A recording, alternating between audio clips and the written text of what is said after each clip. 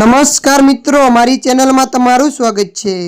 મિત્રો, એડી રિલાયન્સ ગ્રુપના અનિલ અંબાણીની 50 કંપનીઓ અને 35 સ્થળો પર બુધવારે દરોડા પાડ્યા હતા।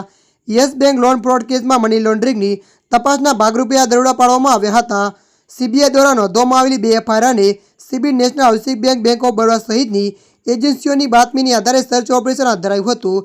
એડીની પ્રાથમિક તપાસમાં જાણવા મળ્યું હતું કે અનિલ અંબાણી ગ્રુપે 2017 અને 2019માં યસ બેંક પાસેથી 3000 કરોડની લોન લીધી હતી, જેને સેલ કંપનીઓ અને ગ્રુપની અન્ય કંપનીઓમાં ગેરકાયદેસર ટ્રાન્સફર કરી હોવાનો આરોપ હતો। તપાસમાં જાણવા મળ્યું હતું કે યસ બેંકના અધિકારીઓને તેના પ્રમોટર્સને લાંચ આપવામાં આવી હતી। એજન્સીની તપાસમાં યસ બેંકની લોન મંજૂરી પ્રક્રિયામાં ભારે ખામીઓ જોવા મળી હતી। તેમાં લોનની શરતોનું ઉલ્લંઘન, ખાતાઓમાં ગેરરીતિ અને લોન મંજૂરીના દિવસે અથવા તે પહેલાં ચૂકવણી થઈ હોય તેવા કિસ્સાઓ પણ જોવા મળ્યા હતા। એડીએ ડિફોલ્ટર અનિલ અંબાણીની 50 કંપનીઓ અને 25 લોકોની તપાસ હાથ ધરી હતી।